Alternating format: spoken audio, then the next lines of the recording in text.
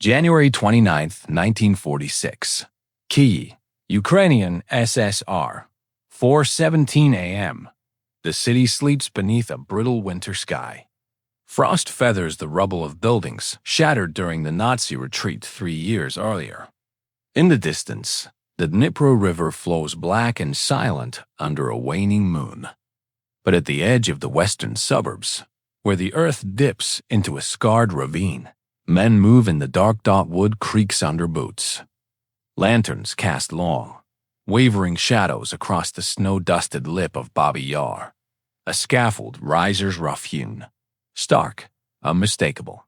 Rope swings gently in the wind, its fibers stiff with cold. 12 nooses hang like frozen questions. Below, the ravine holds its breath.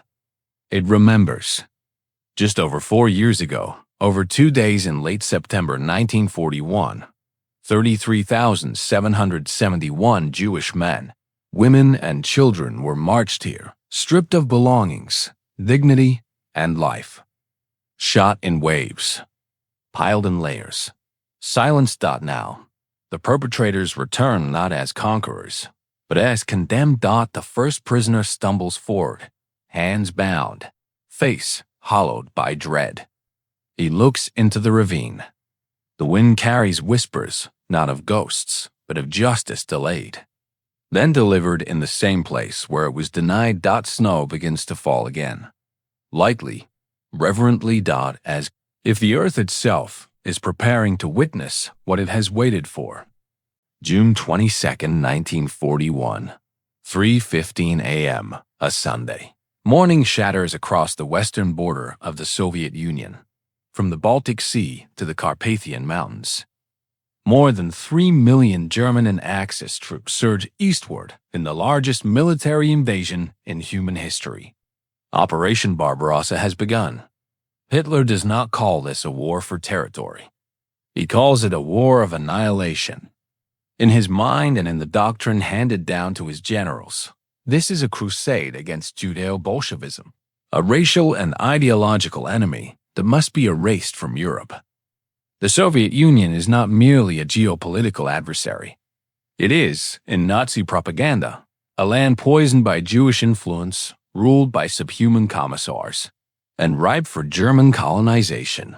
The Wehrmacht advances with terrifying speed. Within weeks, entire Soviet armies are encircled and destroyed. Minsk falls on June 28th, Smolensk by mid-July. By late August, German panzers stand just 200 miles from Moscow. But alongside the soldiers in gray march other men in black. They are the Einsatzgruppen, mobile killing squads under the command of the Reich Security Main Office, RSHA. 4 main units, a B, C, and D, are deployed directly behind the front lines.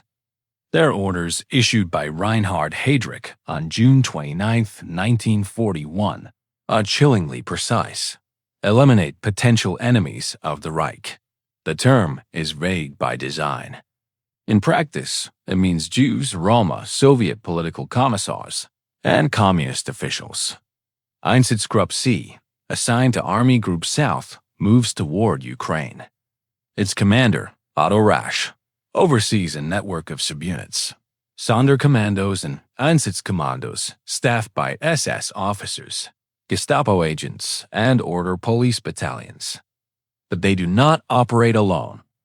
The Wehrmacht provides logistical support, fuel, rations, billeting, and often participates directly in roundups and executions. The myth of the clean Wehrmacht is already collapsing in the dust of Ukrainian roads. Ukraine itself is no passive victim. Long a cultural crossroads, it is home to one of Europe's largest Jewish populations, over 1.5 million people.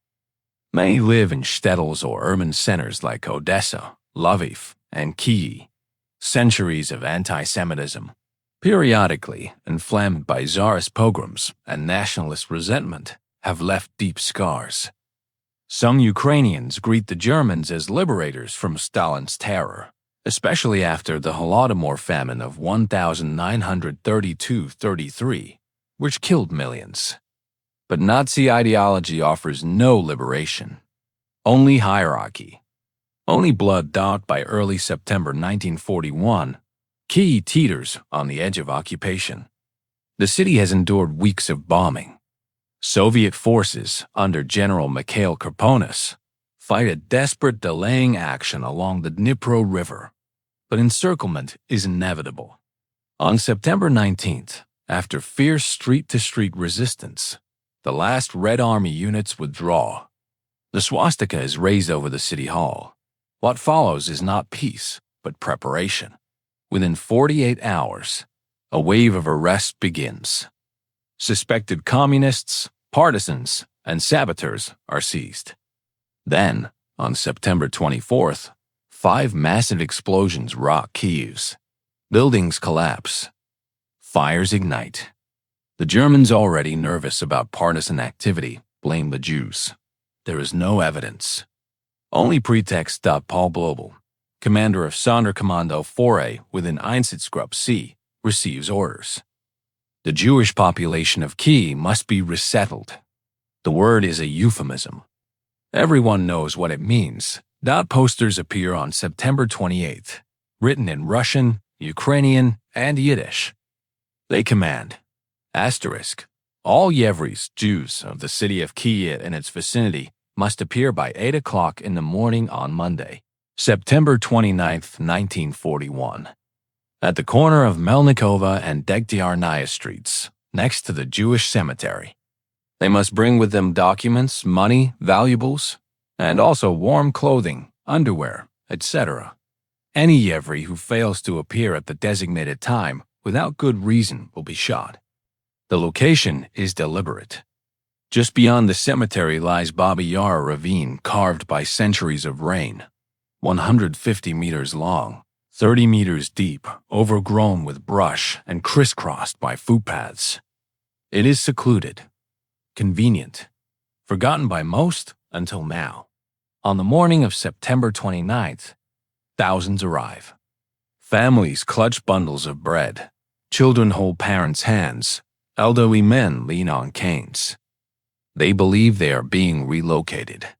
Some even bring identity papers stamped Jew, as required by German decree. They do not know they are walking into the first act of a massacre that will become one of the most emblematic atrocities of the Holocaust, not in a camp, but in open earth.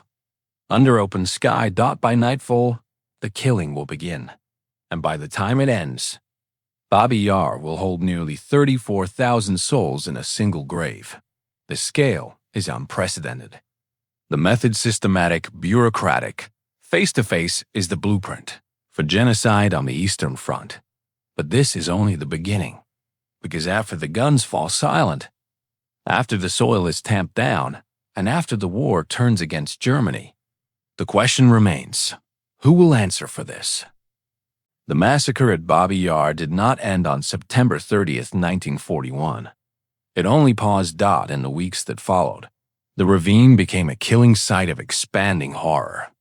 Soviet prisoners of war, Roma, Ukrainian nationalists, psychiatric patients, and anyone suspected of resistance were marched to the edge and shot.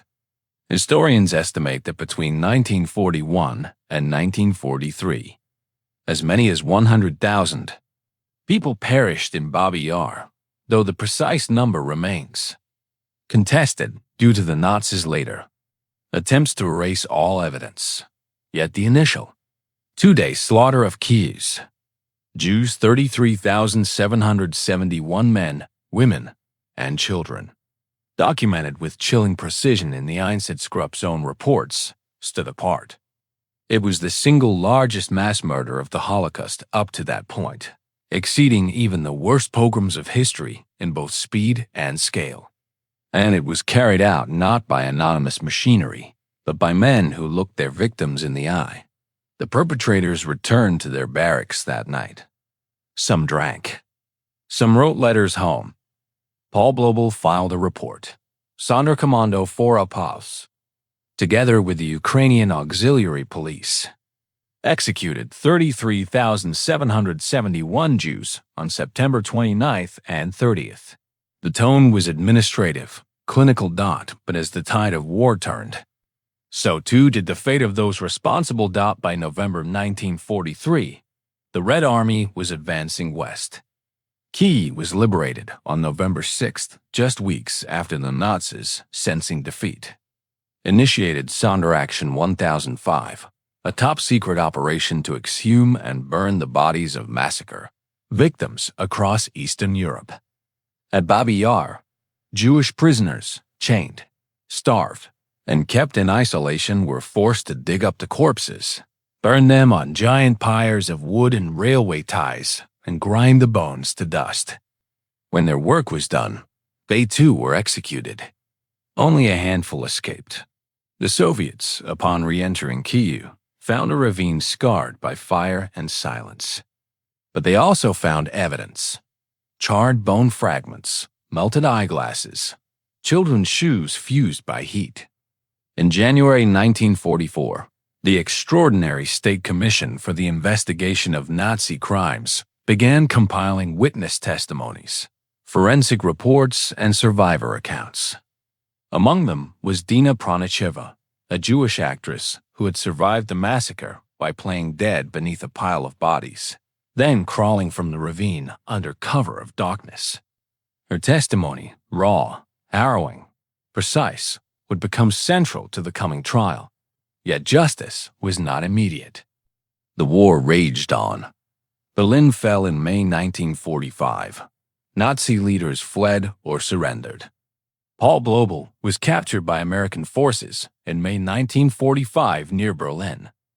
He would later stand at Nuremberg, not for Babi Yar alone, but as a key architect of the Einsatzgruppen's killing apparatus.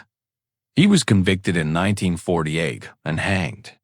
But the men who pulled the triggers at Babi Yar, those directly on the ground in Kyiv, remained in Soviet custody. And Stalin's government, determined to demonstrate its own authority and moral clarity in the aftermath of Nazi occupation, decided to hold a public trial on Ukrainian soil.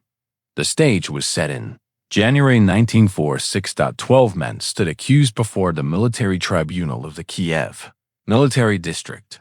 Paul Blobel tried in absentia.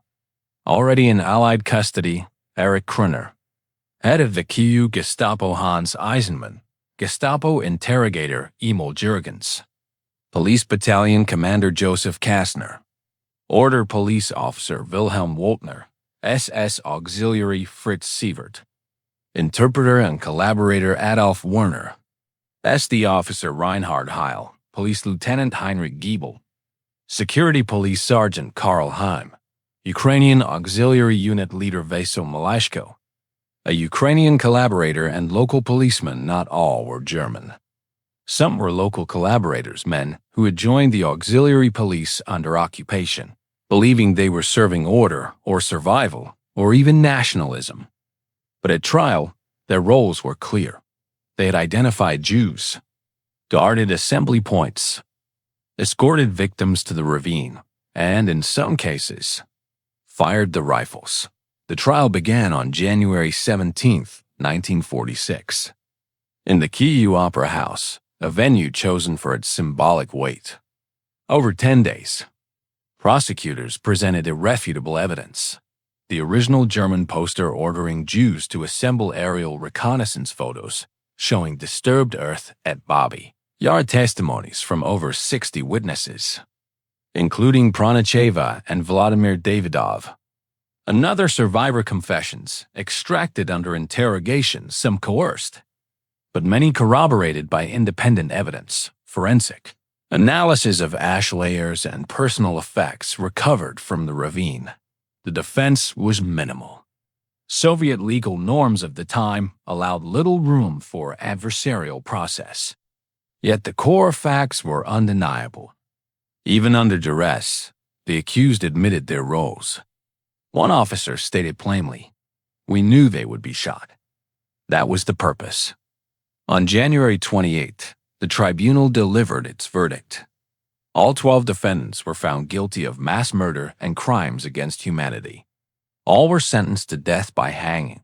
The sentence was to be carried out the next morning at Babi Yar itself. A scaffold would be Erected on the very ground were 33,771. Lives had been extinguished, though the choice of location was deliberate. Not for vengeance, but for restoration. To say, this place will no longer be only a grave. It will also be a court dot, and so, as dawn approached on January 29, 1946, the condemned were loaded into trucks. Their final journey retraced the path of their victims, through the streets of Kyiv, past the Jewish cemetery, to the edge of the ravine where history demanded. Reckoning. What happened next was more than punishment. It was memory made visible. Dina Pronicheva did not plan to live. On the morning of September 29, 1941, she stood with her mother, sister, and nieces at the corner of Melnikova Street, clutching a small bag of bread. A stage actress at the Kyiv Puppet Theater. She had hoped her non-Jewish husband might protect her, but the Nazis demanded proof of blood. Not marriage. At Babi Yar, she watched her family vanish into the line of the naked and the doomed. When her turn came, she threw herself into the ravine before the shot. Lying beneath corpses, feigning death, she felt warm blood soak her coat. Hours passed. Night fell. She crawled from the pit, hid in a clay hut, was recaptured, escaped again. For months, she moved like a ghost through occupied Kyiv, starving, hunted, bearing witness in silence. Her testimony in 1944, and again in 1946, was not just evidence. It was resurrection. In a world eager to forget the Holocaust by bullets, Pronicheva insisted. We were here. We were human. We screamed. She was not alone. Vladimir Davidov, a 14-year-old boy, survived by falling into a shallow trench before the firing squad reached his group. He played dead as bodies landed on top of him. Later, he would describe the sound, like rain on a roof, as bullets struck flesh around him. These survivors carried a burden no child or artist should bear, to speak for the silenced. And when they took the stand in 1946, their words turned statistics back into souls. The Babi Yar massacre was not chaos. It was choreography. From the moment the evacuation poster went up, every step was engineered for efficiency. Victims were told to arrive early, bringing valuables ensuring compliance through the illusion of resettlement. Assembly points were chosen near rail lines and cemeteries to mask movement. Ukrainian auxiliary police recruited from local nationalist groups or coerced prisoners handled crowd control, reducing the need for German manpower. At the ravine, the killing followed a grim production line, undressing area, victims stripped of clothes and belongings, later sorted and shipped to Germany. Corridor, a narrow path lined with guards, forcing people into single file toward the edge.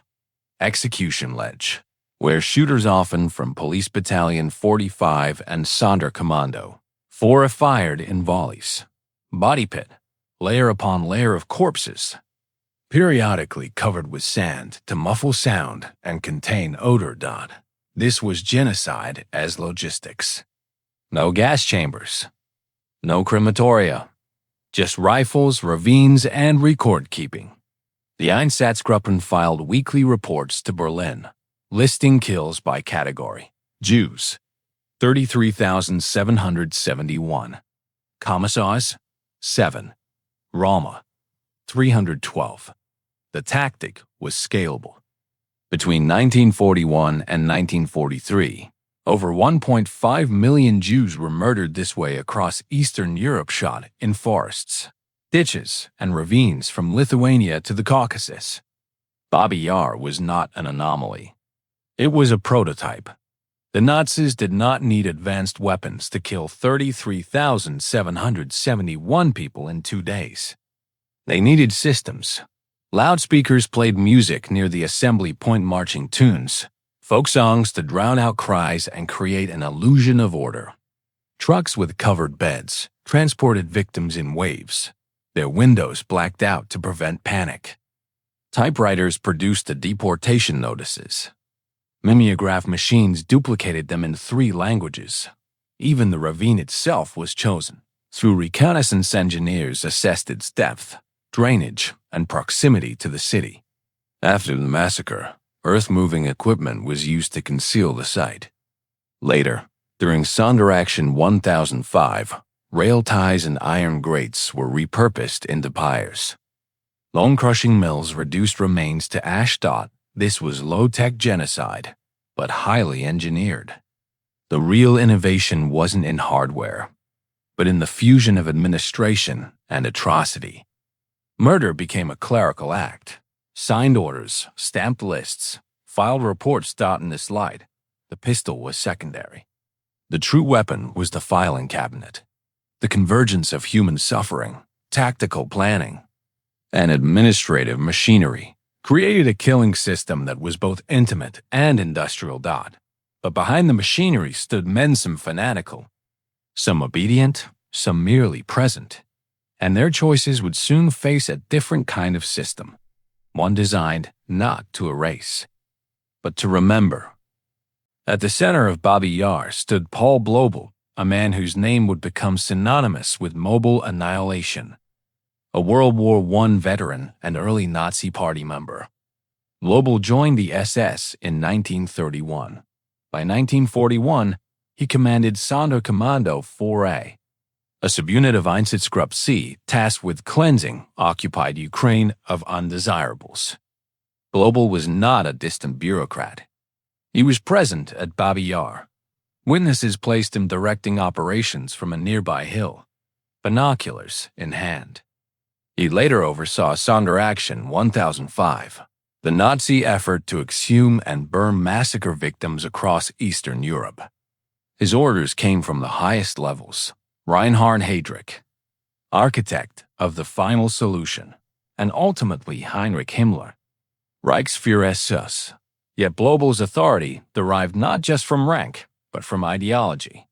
He believed Jews were a biological threat to the German race, a conviction shared by Hitler and codified in SS doctrine.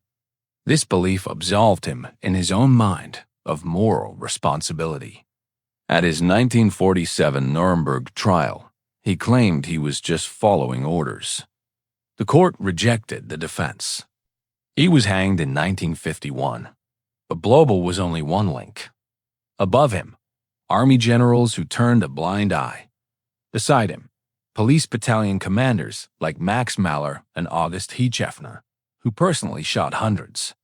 Below him, auxiliaries like Vasal Malushko, a Ukrainian who later admitted to guarding the ravine and beating victims with a rifle butt. The leadership structure at Babi Yar was diffuse, yet unified by a single purpose: total eradication.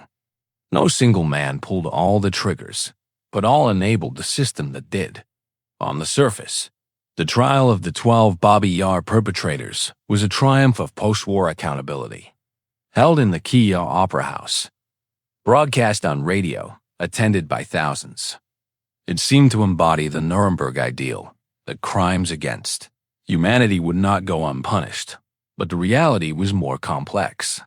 The Soviet legal system in 1946 was not independent. Judges answered to the NKVD and the Communist Party. Confessions were often obtained under duress beatings, sleep deprivation, threats to family. Defense lawyers had minimal time to prepare and rarely challenged prosecutorial claims. Yet, crucially, the core facts of the case were undeniable. The massacre itself was documented by German records. Survivors like Pronicheva gave consistent, corroborated accounts. Even under coercion, the accused rarely denied their presence, only their intent. Historians like Karol Burkhoff argue that while the trial had propagandistic elements, Stalin used it to bolster Soviet legitimacy and downplay Ukrainian collaboration. It also served a vital truth-telling function. For the first time, the Holocaust in the East was publicly named, detailed, and condemned on the soil where it happened. Unlike Nuremberg, which focused on high-ranking planners, the Kyiv trial targeted foot soldiers, the men who looked into the eyes of their victims. In doing so, it confronted a painful truth. Genocide is not carried out by monsters alone, but by ordinary men who choose to obey, not to understand Babi Yar. One must enter the mind of the perpetrator, not to excuse, but to comprehend. For the Nazis, the invasion of the Soviet Union was not a conventional war. It was Vernichtungskrieg, a war of annihilation. Hitler's Generalplan Ost envisioned the extermination or enslavement of 30 million Slavs to make way for German settlers. Jews were not just enemies. They were the bacillus infecting the Slavic body, the hidden hand behind Bolshevism. This worldview turned mass murder into duty. SS officers were indoctrinated to see killing as hygiene. Soldiers were told they were protecting Europe from Asiatic hordes. Local collaborators, like some Ukrainian nationalists, were promised autonomy in exchange for service, only to discover they were tools, not partners. At Babi Yar, this ideology manifested in chilling banality. One German officer reportedly said, "Today we are doing forestry work," a euphemism for clearing human underbrush. Another kept a diary. The action went smoothly. No resistance. The enemy in their eyes was not 33,771 individuals. It was one abstract threat, Jewry, and its eradication was progress. These angles reveal a terrible symmetry. The same systems that enabled the massacre bureaucracy, ideology, obedience would later be inverted to deliver justice, but justice required a moment of rupture, a turning point where the machinery of death collided with the demand for truth. That moment came not in a courtroom alone, but on a scaffold at dawn, beside a ravine that remembered every name. January 17, 1946. Kyiv, Ukrainian, SSR. Snow blankets the city. The Kyiv Opera House, once a temple of art, now becomes a theater of reckoning. Red banners hang from balconies, bearing hammers and sickles. Armed guards stand at every entrance. Inside, the air is thick with coal smoke, sweat, and silence. At the front of the hall, 12 men sit in a wooden dock. Their hands are bound. Their faces range from defiant to broken. Among them, Erich Kroner, former head of the Gestapo in Kyiv, his uniform replaced by a drab prison tunic. Joseph Kastner, eyes darting like a cornered animal. Vasyl Malishko, the Ukrainian collaborator, staring at the floor as if trying to vanish into it. Presiding over the tribunal is Major General V.I. Bondarenko of the Red Army, flanked by military judges and prosecutors from the Soviet Extraordinary State Commission. The charges are clear: participation in the mass murder of Soviet citizens at Babi Yar between 1941 and 1943. The prosecution opens with a document. It is the original German poster from September 28, 1941, yellowed, typewritten, bearing the seal of the Kyiv commander. The prosecutor reads it aloud in Russian.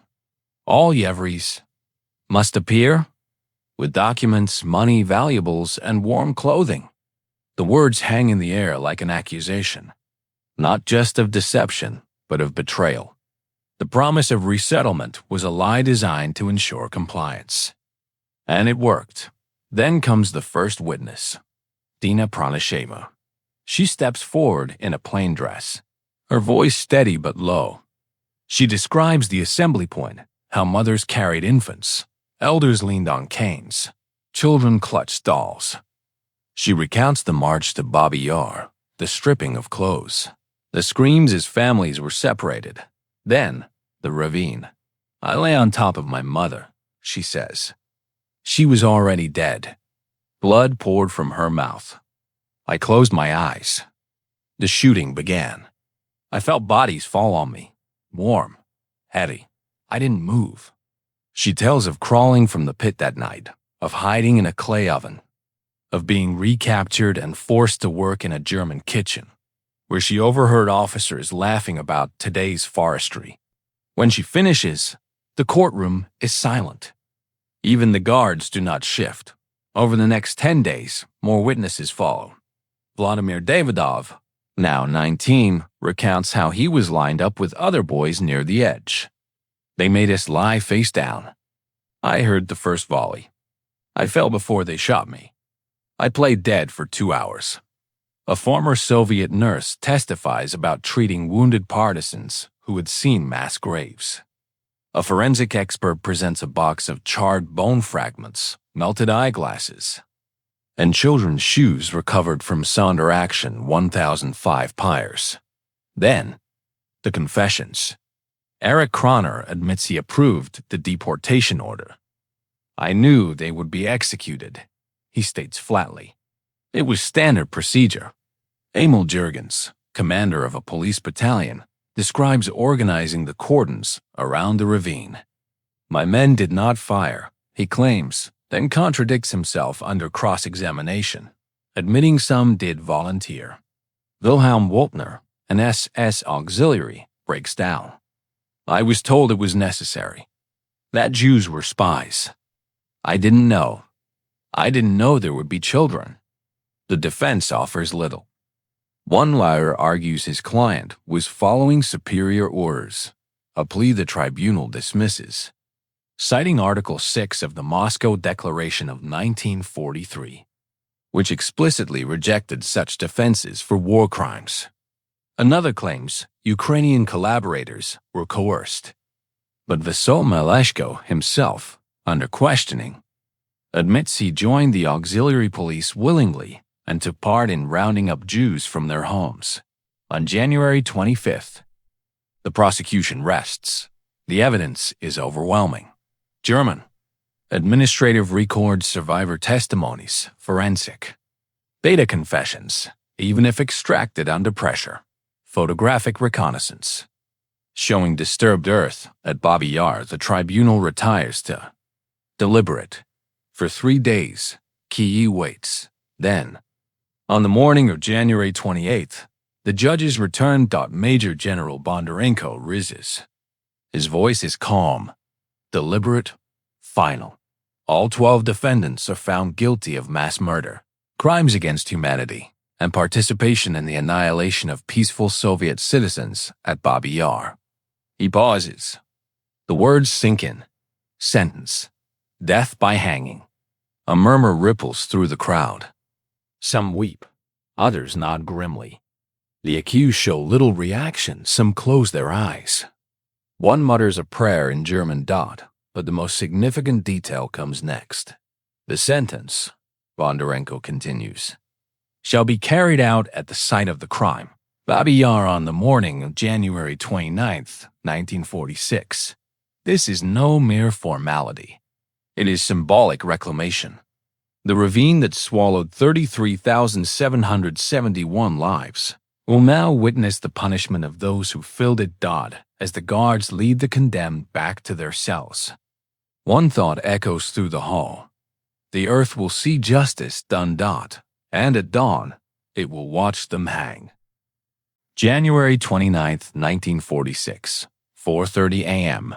The trucks roll through Kyiv's snow-covered streets, their headlights cutting beams through the pre-dawn dark. Inside, the 12 condemned men sit in silence, hands shackled, breath fogging the icy air. Some pray in hushed German. Others stare blankly ahead. Vasily Meleshko, the only Ukrainian among them, whispers a folk verse under his breath. Perhaps a lullaby. Perhaps a plea. They pass the ruins of Podil, the burnt shell of the Kyiv Polytechnic Institute, the frozen silhouette of St. Sophia's Cathedral. The city is still asleep, but not unaware.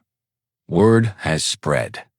By sunrise, thousands will gather. At 5:02 a.m., the convoy halts at the edge of Dorozhitska Street, the entrance to Babi Yar. The ravine is already prepared. Under orders from the Soviet military. Engineers have erected a wooden scaffold on a flat plateau overlooking the killing site. It is stark, functional, and unmistakable. 12 upright beams, 12 crossbars, 12 nooses swaying in the wind. Beneath it, Soviet soldiers shovel away snow, revealing the dark, scarred earth. This is not a hidden execution. It is a public declaration. By 5:30 a.m. The first spectators arrive, mostly Red Army veterans, factory workers, and elderly Kyiv residents who remember the occupation. They stand at a distance, silent, watching as guards march the prisoners from the trucks. Each man has read his sentence in Russian and German. Each is given a final cigarette. Eric Kreh refuses his. He stands rigid, eyes fixed on the ravine. Emil Jurgen sobs quietly. Wilhelm Woltner mutters, "God, vergib mir. God, forgive me." At 6 a.m., the executions begin. The process is methodical. One by one, the condemned are led up the scaffold steps. A hood is placed over each head. The noose is adjusted. The trapdoor is released. There is no cheering. No jeering. Only the creak of wood, the snap of rope, and the wind moving through the ravine. When it is Vasyl Maleshko's turn, he hesitates. A guard places a hand on his shoulder. The Ukrainian looks out not at the crowd, but at the steep slopes of Babi Yar, where his neighbors, friends, perhaps even distant kin had vanished into the earth. He says nothing.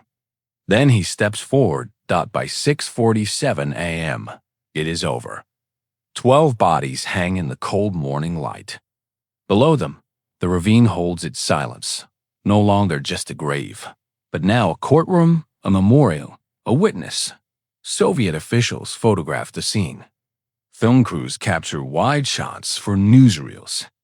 Then, as ordered, the bodies are cut down and buried in a mass grave inside Babi Yar itself. The message is deliberate. You came to erase.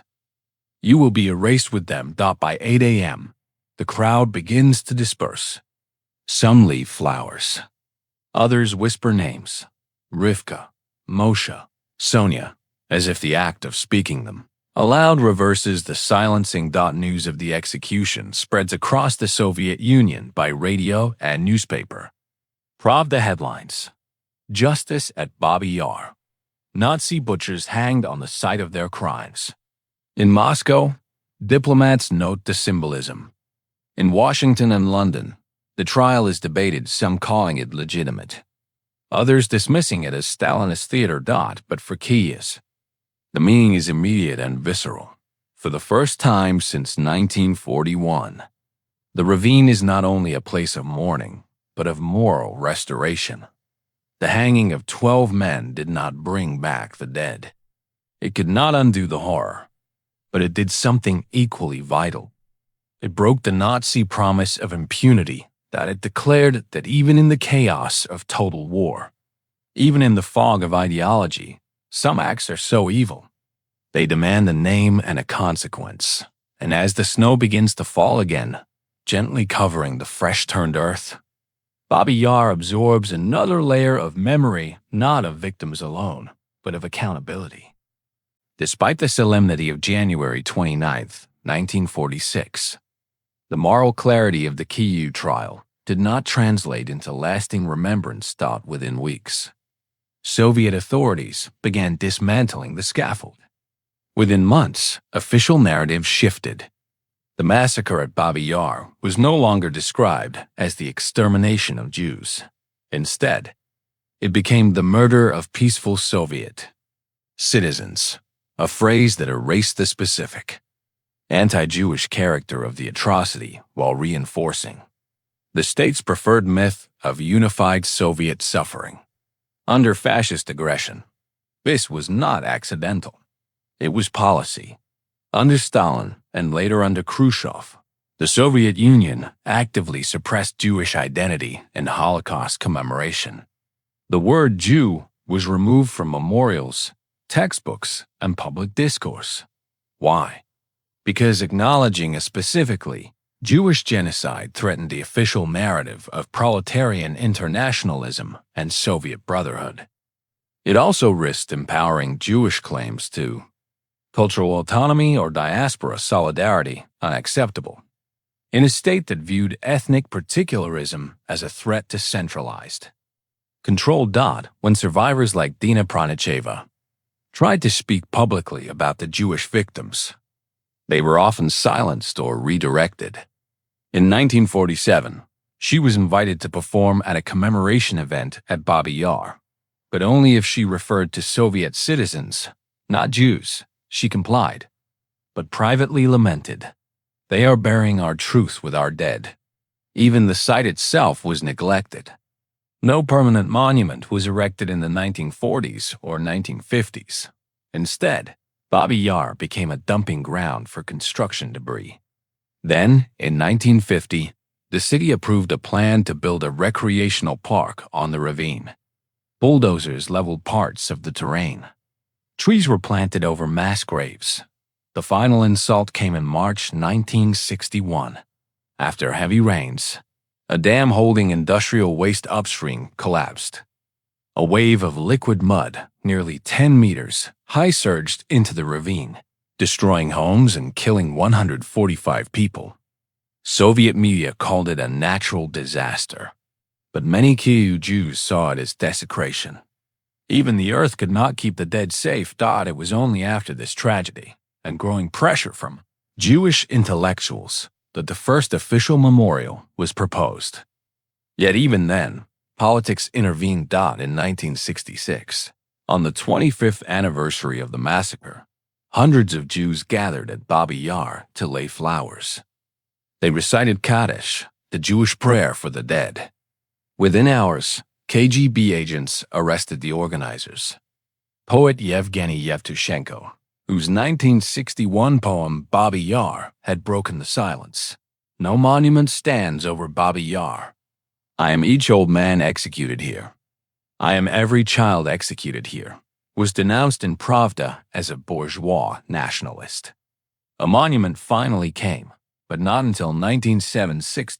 And it bore no mention of Jews. The granite obelisk, erected by the Kyiv City Council, read, "To the memory of the peaceful Soviet citizens and soldiers of the Red Army, tortured and executed by Nazi invaders at this site between 1941 and 1943. Jews, Roma, psychiatric patients, Ukrainian nationalists, all were folded into the anonymous category of peaceful Soviet citizens. The specificity of genocide was sacrificed to ideological conformity. Survivors watched in despair." Vladimir Davidov, who had testified in 1946, later said, "They hanged the killers, but they buried our names." Internationally, Babi Yar faded from view, while Auschwitz became the global symbol of the Holocaust. Its barracks, gas chambers, and rail lines preserved as evidence. The Holocaust by bullets in the East remained obscured. Western historians focused on death camps in Poland, not ravines in Ukraine. Nuremberg prosecutors emphasized industrialized extermination, not the face-to-face massacres that claimed nearly half of all Holocaust victims. By the 1980s, Babi Yar was a footnote in most textbooks, a place of myth, not memory. Yet beneath the surface, the truth endured. In private apartments, families lit Yarzeit candles on September 29th. In Yiddish language samizdat, poets kept the names alive. And in Israel, Yad Vashem collected testimonies, ensuring that Dina Pronicheva's voice and those of 33,771 others would not vanish. The execution of the 12 men in 1946 had been a moment of justice, but without commemoration, without naming. Justice risks becoming ephemeral, and so, even as the ravine slept under Soviet silence, the world beyond began to ask, who were they? A question that would echo louder with each passing decade. The collapse of the Soviet Union in 1991 cracked open the vault of suppressed memory. Almost overnight, Ukraine's independence allowed a new reckoning with Babi Yar. Jewish communities, long marginalized, began organizing public commemorations. Historians gained access to KGB archives, uncovering trial transcripts, survivor interrogations, and internal memos that revealed the extent of state-imposed amnesia. In 1991, on the 50th anniversary of the massacre, tens of thousands gathered at Babi Yar, Jews and non-Jews, Ukrainians and Israelis, descendants of victims and rescuers. For the first time, rabbis recited Kaddish openly. A new monument, this one explicitly honoring Jewish victims, was unveiled near the ravine's edge. But the reckoning was incomplete. Ukrainian nationalism, resurgent in the post-Soviet era, brought its own complications. Some sought to honor Ukrainian resistance fighters while downplaying collaboration. Bazal Malashko, the collaborator hanged in 1946, was quietly omitted from national narratives, even as other auxiliary police members were mythologized as anti-Soviet patriots. The tension between victimhood and complicity remained raw. Internationally, Babi Yar's profile rose. In 2001, on the 60th anniversary, President Leonid Kuchma stood beside Israeli Prime Minister Ariel Sharon at the ravine, calling the massacre one of the greatest tragedies of the Jewish people. UNESCO designated Babi Yar a site of outstanding universal value. In 2021, the 80th anniversary drew global attention. World leaders, historians, and surviving relatives gathered under a newly opened Babi Yar Holocaust Memorial Center, backed by Ukrainian oligarch Viktor Pinchuk and supported by institutions like Yad Vashem and the U.S. Holocaust Memorial Museum. Yet the ravine itself remains contested ground. Unlike Auschwitz or Treblinka, Babi Yar has no preserved gas chambers, no watchtowers, no rail lines. It is a landscape still partly overgrown, still scarred by urban development. Today, apartment buildings, a television tower, and a sports complex surround its slopes. This physical ambiguity has made commemoration challenging, but also deeply human. Babi Yar forces us to remember not through architecture, but through imagination. To stand at its edge and ask, where did they stand? Where did they fall? Legally, the 1946 trial left a complex legacy. While criticized for its lack of due process, it was also one of the first judicial recognitions of crimes against humanity on the territory where they occurred.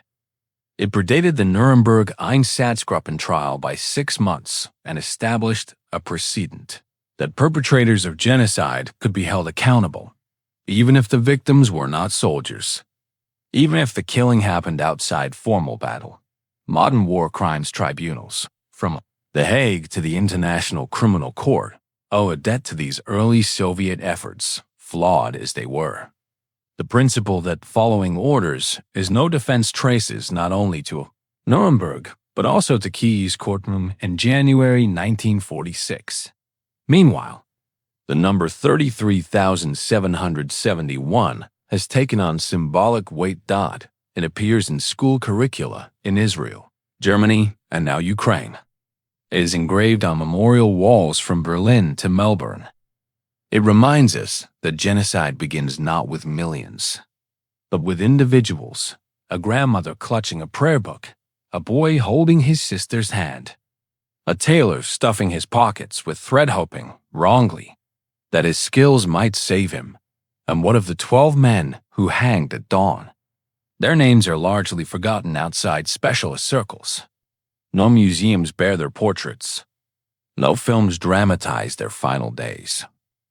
This is not oversight. It is intention. History remembers victims, not executioners. Yet their execution mattered, not because it balanced the scales. No hanging can undo 33,771 murders, but because it broke the silence of impunity. In a world still grappling with mass atrocities from Rwanda to Syria, the precedent endures. Those who organize, enable, or carry out genocide must face judgment, ideally in a court of law, and if possible, on the very ground where they committed their crimes. In 2022, as Russian missiles struck Kyiv during the full-scale invasion of Ukraine. One exploded near Babi Yar. The memorial center was damaged. Survivors and historians wept, not just for the building, but for the fragility of memory itself. Yet within days, volunteers returned to clear the rubble. A new plaque was installed. The names were read aloud again, because Babi Yar teaches a final, enduring lesson. Memory is not passive. It must be defended, and as long as someone speaks the names, the ravine will not be silent. Babi Yar is not just a ravine. It is a mirror. For decades, the world looked away from the mass graves of Eastern Europe, from the intimate horror of face-to-face killing, from the uncomfortable truth that genocide does not require gas chambers to be efficient, only willing hands and obedient minds. The Holocaust, in popular memory, became synonymous with Auschwitz: industrial, distant, systematic. But Babi Yar reminds us that the Shoah began not in factories of death, but in forests, fields, and ravines, where neighbors shot neighbors, where children were stripped naked in the autumn cold, where history was buried under layers of earth and silence. The execution of 12 men on January 29, 1946, did not heal Kyiv. It did not resurrect the dead, but it did something essential in the moral architecture of human civilization. It asserted that atrocity must be named, perpetrators must be seen, and justice, however imperfect, must be rooted in the soil where evil took place. We often speak of never again, but again has come in Cambodia, in Bosnia, in Rwanda, in Myanmar. Each time, the warning signs are the same: dehumanizing language, bureaucratic indifference, the erosion of legal norms, the myth of the other as a threat to purity or order. Babi Yar shows us that genocide is not a sudden eruption of madness. It is a process, and it begins long before the first shot is fired. The men who hanged at dawn were not monsters in the mythic sense. Most were ordinary: clerks, policemen, engineers, soldiers. They believed they were serving duty, ideology, or survival. That is the true terror of Babi Yar, not the scale of death, but the banality of those who enabled it. Yet within that darkness, acts of courage flickered. Dina Pronicheva rising from a pit of corpses to bear witness.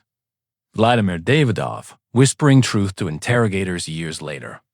The Soviet prosecutors flawed, constrained by Stalinism, who nonetheless insisted on public accountability. Even the decision to bury the 12 killers in the same ravine was a profound statement. You will not escape this place. You belong to its memory, as the victims do today. Babi Yar stands at a crossroads of memory and forgetting. In an age of disinformation, historical revisionism, and rising anti-Semitism, the ravine challenges us to do more than mourn. It asks us to remember precisely, to name the victims as Jews not just as Soviet citizens, to acknowledge collaboration without erasing resistance, to honor justice without pretending it was perfect. In 2025, as we mark over 80 years since the massacre, Babi Yar is finally receiving the global recognition it long deserved. New educational initiatives, digital archives, and memorial projects are ensuring that 33,771 is not just a statistic, but a chorus of lives interrupted. But the deepest lesson of Babi Yar is this: memory is not the responsibility of historians alone. It belongs to all of us. To speak a name, to visit a site, to question a silence, to say clearly, this happened, here because of this. And we will not let it be forgotten that the snow still falls on Babi Yar in winter. The wind still moves through its slopes. And if you stand quietly at its edge, you can almost hear it, not as a place of endings, but as a call to vigilance. For in the end, Babi Yar is not only about what was done, that it is about what we choose to do now.